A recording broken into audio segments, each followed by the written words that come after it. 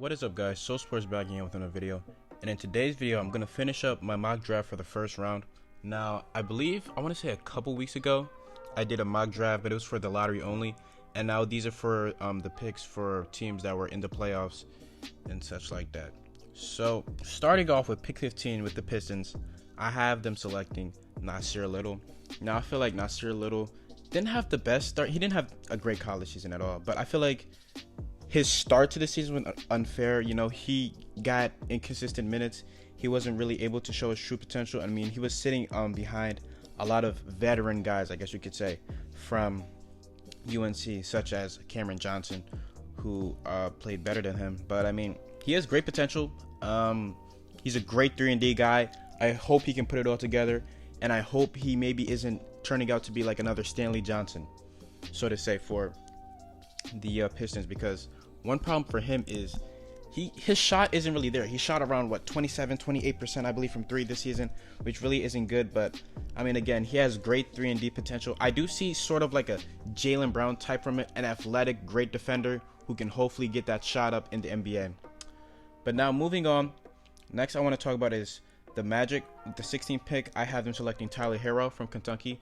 Now Tyler Herro is a great shooter, and I feel like that's what they need, great shooting.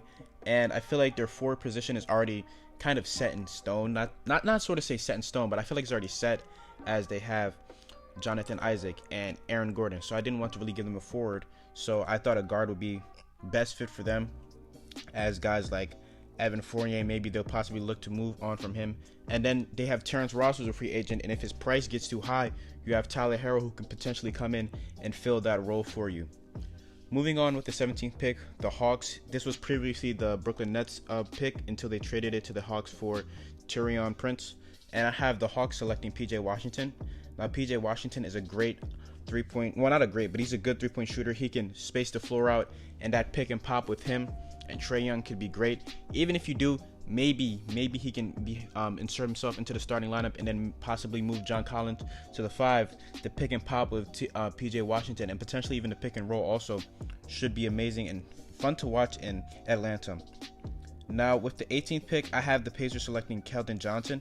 Now Keldon Johnson can hopefully be a great scorer for you guys. I mean, their wing position is kind of open, I want to say. I mean, they have guys like, I believe they drafted someone, his name is Aaron something, I believe. I'm sorry, it just slipped my mind. But I think he'd be great for the Pacers.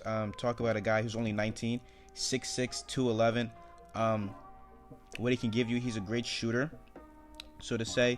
He averaged about 14 and 6, I think, with Kentucky.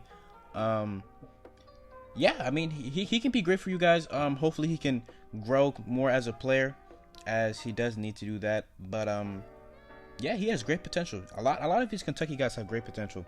And I mean, yeah, that's all I got to say for him. With the 19th pick, I have the Spurs selecting Rui Hachimura out of Gonzaga.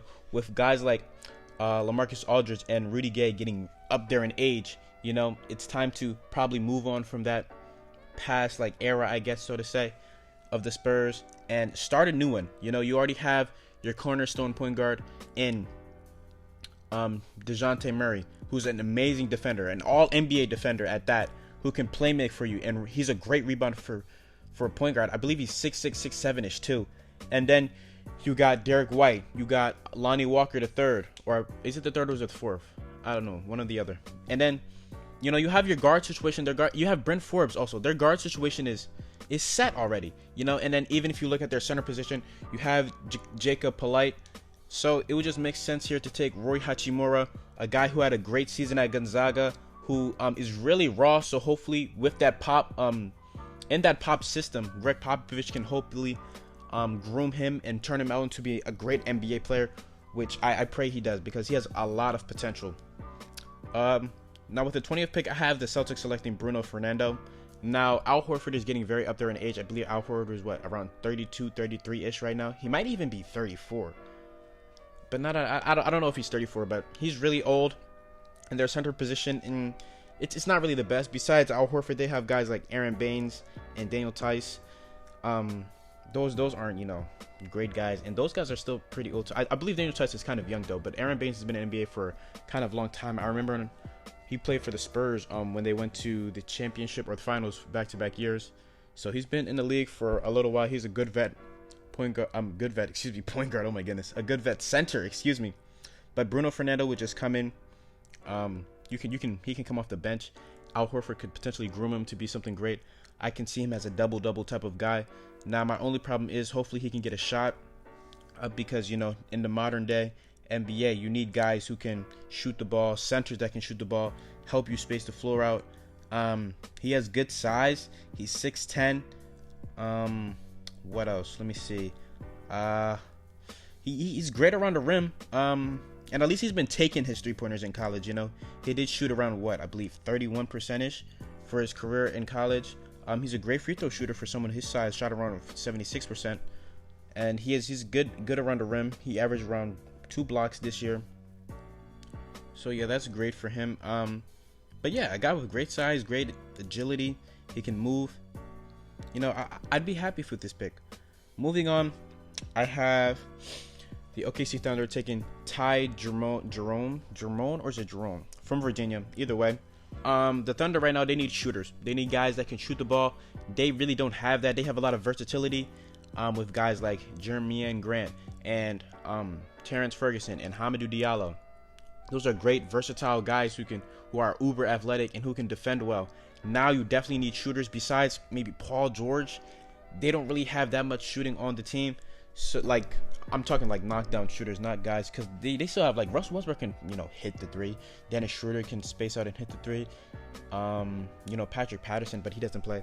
Ty Jerome could come in, be that for you. He shot about just under, I believe, 40% from three in Virginia.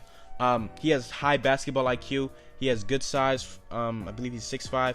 His problem is he's not really athletic, so maybe he can't do much for you on that end. But again, a high IQ guy who can shoot the ball well, that's definitely something that the Thunder need. Moving on with the Celtics, after taking Carson Edwards from Purdue. Now, this might be a reach. This definitely is probably a reach here, but I feel like it's the best pick for them. You already have, as I said earlier, I had them taking Bruno Fernando. So your big man position and your forward position are already set in stone. So you're going to need guard help with Kyrie Irving more than likely leaving. And Terry Rozier, I don't know. Would you want Terry Rozier back? Potentially. I don't know if he even wants to come back. Taking a guy like Carson Edwards, who's 6'1", who had a phenomenal tournament this past season. Showed himself that he can score the ball efficiently and well. That's exactly what you need.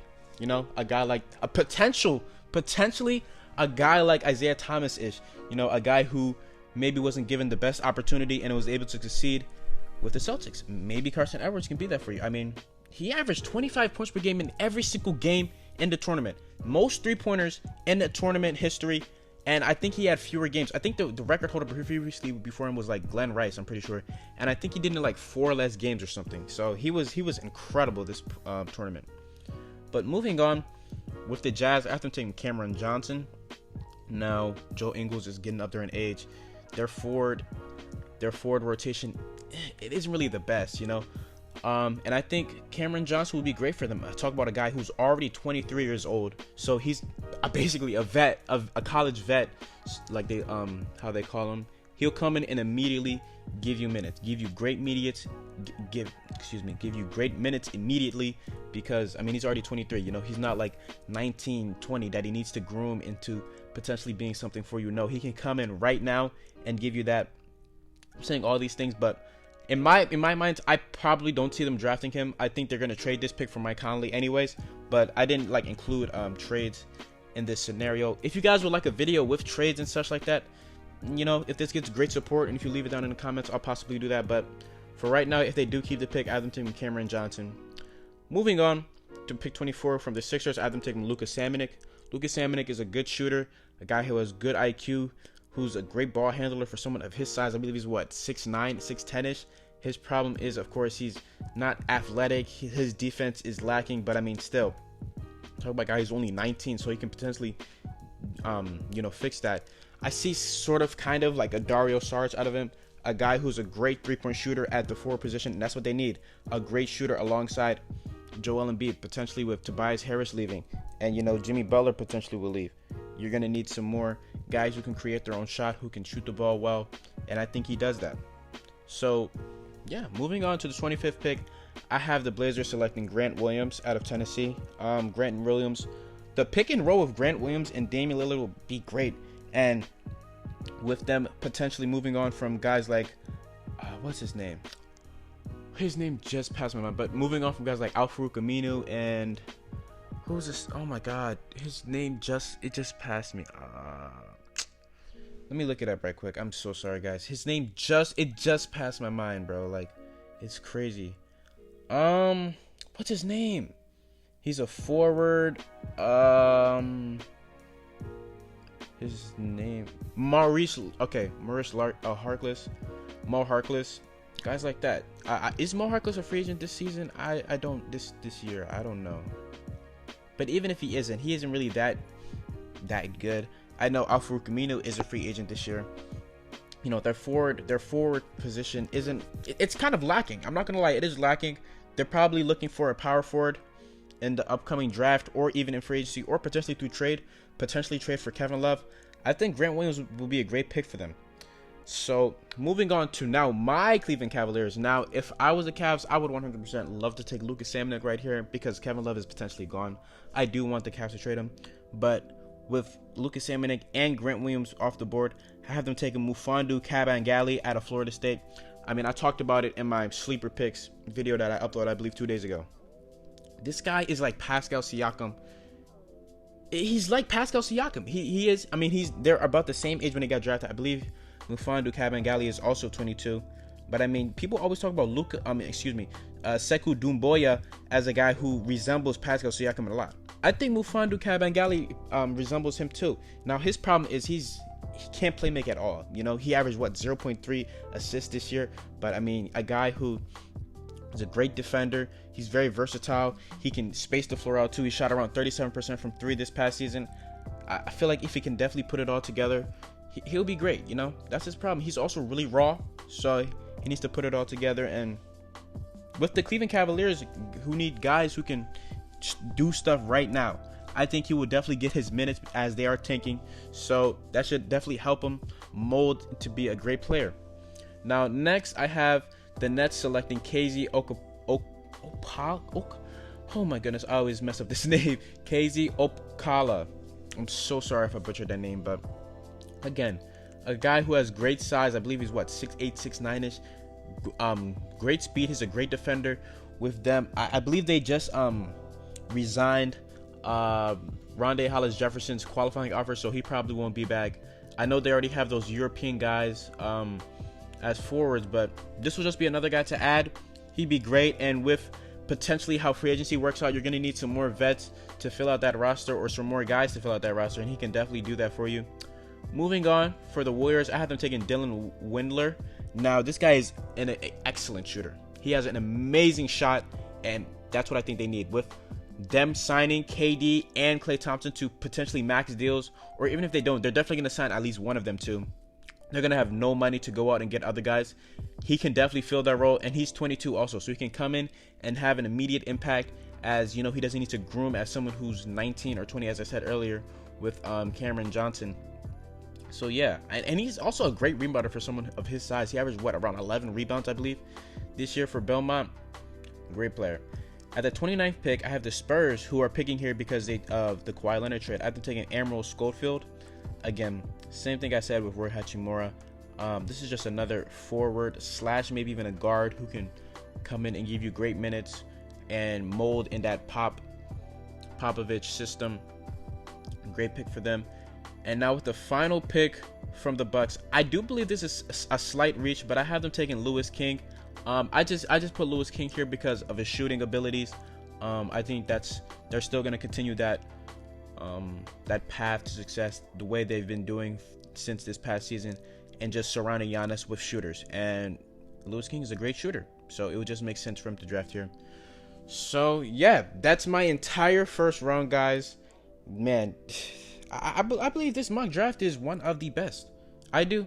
Personally, I'm sorry if I sound cocky, but I do believe it is one of the best. I think all these teams filled numerous holes. numerous needs. But I mean, yeah, that's going to do it for this video, guys. I hope you guys did enjoy. Please like and sub and share with your friends. And it's Soul Sports, and I'm out. Peace.